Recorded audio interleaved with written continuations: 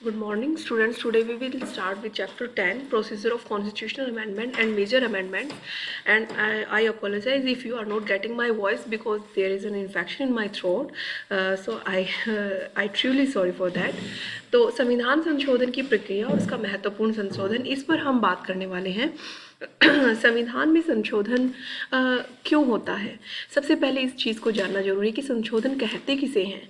किसी भी चीज़ में किसी चीज़ को छांट देना, पुरानी जो चीज़ सड़ी गली चीज़ें उसको निकाल देना और नई चीज़ें नई परिस्थितियों के अनुसार डाल देना, यही एक संशोधन होता है।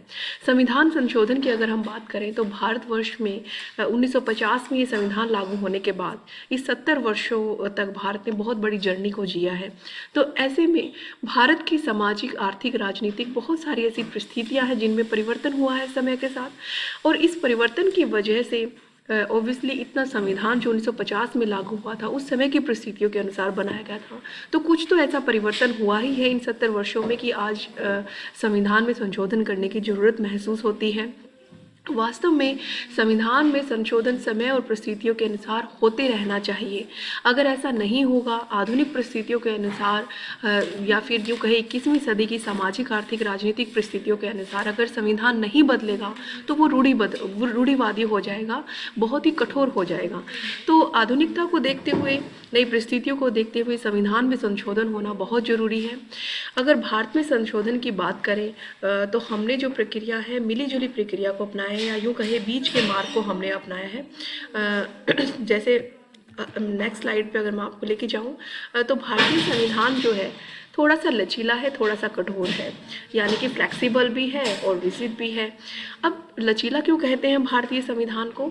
जिस संविधान संविधान संशोधन को, भारतीय संविधान को लचीला इसलिए कहा जाता है कि जिस संविधान में बहुत ईजिली संशोधन हो सकता हो, यानी कि बहुत ईजिली आसानी से संविधान में कोई भी नया अनुच्छेद डाल दिया जाए, कोई भी पुराना अनुच्छेद हटा दिया जाए। ये हो गया आपका साधारण या लचीला संविधान।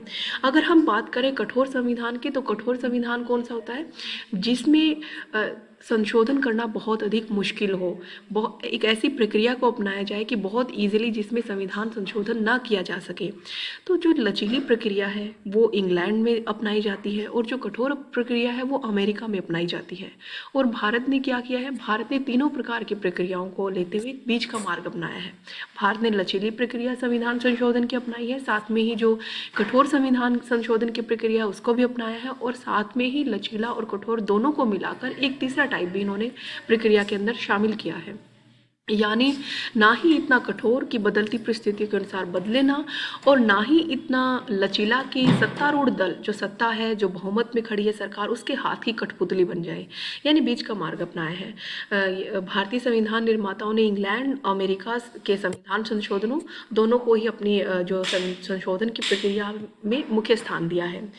अब अगर हमने ये भूमिका देख ली है, अगर हम परिभाषाओं की बात करें तो लॉर्ड मैकाले के अनुसार यदि आदर्श संविधान में संशोधन प्रक्रिया का अभाव होगा तो वह जड़ बन जाएगी, यानी कि बिल्कुल ही नीरस हो जाएगी, बिल्कुल उदासीन हो जाएगी। पायली के अनुसार कई बार देश की बदलती आर्थिक, राजनीतिक, सामाजिक परिस्थितियों के अनुसार संविधान संशोधन अति आवश्यक हो जाते हैं, जो कि समय के अनुसार जरूरी भी होते हैं। तो ये भूमिका के साथ आप दो परिभाषाएं भी लिखेंगे। अब हम नेक्स्ट स्लाइड में जाएं, जो कि बहुत ही इंपॉर्टेंट स्लाइड है, और ये समझ के चलिए कि एमसीक्यू इसी स्लाइड से ही पूछे जाएंगे, तो इसको ध्यान से आप देख लें। सबसे पहला स्लाइड क्या है? संशोधन के प्रकार कितने हैं? संशोधन 3 प्रकार से होता है। कौन कौन से प्रकार है वो मैं भी बताऊंगी। उसके बाद जो इम्पोर्टेंट एमसीक्यू वो आपको याद रखना कि कौन से अनुच्छेद में संशोधन की प्रक्रिया, तो आर्टिकल 368 जो है उसमें संशोधन की प्रक्रिया दी गई है। अब आते हैं हम 3 प्रकारों के ऊपर। देखिए, संसद में सबसे पहला जो प्रकार है वो है साधारण बहुमत द्वारा संविधान में संशोधन करना। यानी कि जो सदन में उपस्थित सदस्य हैं, अगर वो बहुमत से पास दे दे अपना हाँ में, तो वो संशोधन हो जाता है संविधान में। तो ये सबसे इजी प्रक्रिया जो कि इंग्लैंड में अपनाई जाती है। फिर हम दूसरी प्रक्रिया पर आते हैं जिसे कहते हैं विशेष बहुमत द्वारा संविधान में संशोधन करना। अब विशेष बहुमत का मतलब होता है सदन में उपस्थित सदस्यों का 2/3 अगर वोट कर दे संविधान संशोधन के लिए तो विशेष बहुमत माना जाता है, या फिर सदन की कुल संख्या का बहुमत, यानी 51% लोग अगर हाँ कर दे सदन की कुल संख्या, मान लो 545 सदस्य हैं सदन में, उनमें से लगभग आधे सदस्य अगर संशोधन के लिए हाँ कर दे तो संशोधन हो जाएगा। अगर ऐसा नहीं है, उपस्थित में सभी सदन के जो 545 सदस्य उपस्थित नहीं हैं, जितने भी उपस्थित हैं, मान लीजिए 300 सदस्य उपस्थित है, तो 300 में से अगर दो तिहाई लगभग 66% हाँ कर देता है, विशेष बहुमत द्वारा पास कर देता है, तो संविधान संशोधन हो जाता है। तीसरे संशोधन की बात करें, देखिए जो दूसरा संशोधन है वो अमेरिका में अपनाया जाता है। तीसरा संशोधन है ये भी अमेरिका से ही हमने लिया है, और जो कि सब है, इसमें विशेष बहुमत को तो आप रखेंगे ही साथ में, इसके अलावा आधे से अधिक राज्यों के विधानसभाओं की भी आप स्वीकृति इसमें लेते हैं। ये मान लीजिए जैसे मैंने सेकंड बताया, सेकंड प्लस सेकंड पॉइंट यानी विशेष बहुमत वाला पॉइंट प्लस में आधे राज्यों की विधानसभाओं की स्वीकृति। अगर सदन में विशेष बहुमत द्वारा संशोधन पास हो गया है तो आधे से अधिक राज्य, यानी कि लगभग हमारे देश में फिलहाल 28 राज्य हैं, इसमें से अगर 14 राज्यों की विधानसभाएं स्वीकार कर लें, उस बिल को पास कर दें, तो वो संशोधन माना जाएगा। इस तरह से ये 3 प्रक्रियाएं हैं, और हर संशोधन प्रक्रिया के लिए विषयों को अलग अलग बांट दिया गया है। जैसे साधारण बहुमत से पास होने वाले विषय हैं, जैसे किसी राज्य का निर्माण करना है, भारतीय संघ में कोई नया राज्य शामिल करना है, नया राज्य बनाना है, राज्यों का फिर से पुनर्गठन करना है, या नागरिकता के से संबंधित या राष्ट्रभाषा से संबंधित कोई भी बिल पास करना है, अनुच्छेद बनाना है, तो वो सब साधारण बहुमत से हो जाएंगे। दूसरा और तीसरा जो पॉइंट है, जो विशेष प्रक्रिया है, दूसरी और तीसरी कठोर प्रक्रिया जिसे हम कहते हैं, वो अपनाने के लिए क्या करना होगा, वो उसी में अपनाई जाती है जहां पर राज्य और केंद्र के आपसी संबंधों पर फर्क पड़ने वाला हो, यानी संघीय शब्दों संघीय प्रक्रिया पर प्रभाव पड़ने वाले जो विषय हैं, उनको इन 2 प्रक्रियाओं के द्वारा अपनाया जाता है। जैसे संसद के दोनों जो कुछ पॉइंट्स है, जैसे कि राष्ट्रपति के निर्वाचन की प्रक्रिया है, वो इसके अंतर्गत आएगी। संघ और राज्य की कार्यपालिका की शक्ति का विस्तार करना, राज्य के न्यायालयों से संबंधित अनुच्छेद, संसद के राज्यों का प्रतिनिधित्व। आप यहाँ देखेंगे कि इसमें जो विषय दिए गए हैं वो सारे ऐसे कि संघ राज्य यानी संघ राज्यों पर प्रभाव पड़ने वाले विषयों को थर्ड प्रक्रिया के द्वारा कंप्लीट किया जाता है। अब ये आपका मोस्ट इम्पोर्टेंट 3 स्लाइड्स में हो गया है। 4th स्लाइड जो है संविधान संशोधन की प्रक्रिया की विशेषताएं हैं, जो कि बहुत ही इजी है कि क्या क्या विशेषताएं। संविधान में संशोधन करने की सबसे अधिक शक्ति दी गई है, वो कैसे नजर आती है? देखिए 3 प्रक्रियाएं मैंने अभी बताई संविधान संशोधन की, उसे 2 पहली जो है केवल संसद तक के बारे में, तो राज्यों की बहुत कम भूमिका रह जाती है। सिर्फ जो अंतर्गत विषय आते हैं उन्हीं के संदर्भ में राज्यों से पूछा जा सकता मिलता है संसद को, में अधिकार केवल संसद को है, जो दूसरी इम्पोर्टेंट है। इनमें व्यापक भूमिका संसद की है, जो कि अनुच्छेद 368 के तहत संविधान संशोधन किए जाते हैं। इसके अलावा जिस अनुच्छेद यानी 368 के तहत संशोधन किए जाते हैं, भी संशोधन करने का अधिकार केवल संसद को है, राज्यों की कोई भूमिका नहीं है। इसके लिए तीसरा इम्पोर्टेंट इसकी विशेषता है कि राष्ट्रपति की स्वीकृति आवश्यक है।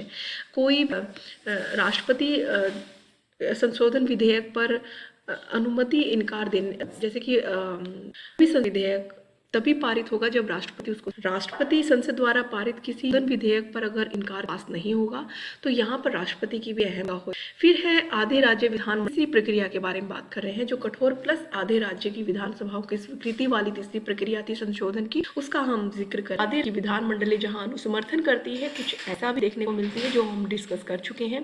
फिर व्यवस्था की सुधार ये कहा जाता है निर्धारण करते समय जो हमारे संघात्मक व्यवस्था है, संघात्मक यानी केंद्र राज्यों एक व्यवस्था बनी हुई है, आपस में उनका इस तरह से कार्यों कार्यपालिका को बांटा गया है कि केंद्र सरकार राज्य सरकार काम कर सके, वो एक्चुअल में संघीय व्यवस्था होती है। तो संशोधन प्रक्रिया का निर्धात्मक व्यवस्था हमारी रहे, इसका ध्यान रखा गया है।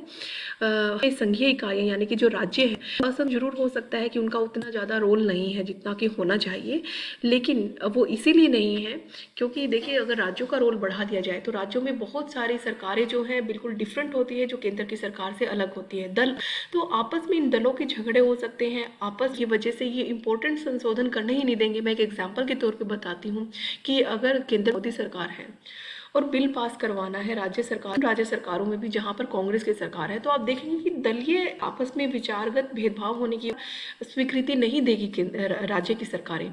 तो इस तरह केंद्र सरकार की भूमिका बहुत अधिक बढ़ा दी गई है कि अगर राज्य सरकारें तो संशोधन प्रक्रिया बहुत लंबी ना खींचे, समय पर हो जाए। तो संघात्मक व्यवस्था नम्यता और अनम्यता का मिश्रण, यानी कि पार्शली फ्लेक्सिबल भी है, पार्शली ये रिजिड भी है, यानी लचीले और कठोर को मैं भूमिका में ही आपको एक्सप्लेन कर चुकी। फिर है जनमत संग्रह की व्यवस्था नहीं है। अब ये जनमत संग्रह क्या होता है, इंग्लिश के स्टूडेंट समझे, इसको रेफरेंडम बोलते हैं।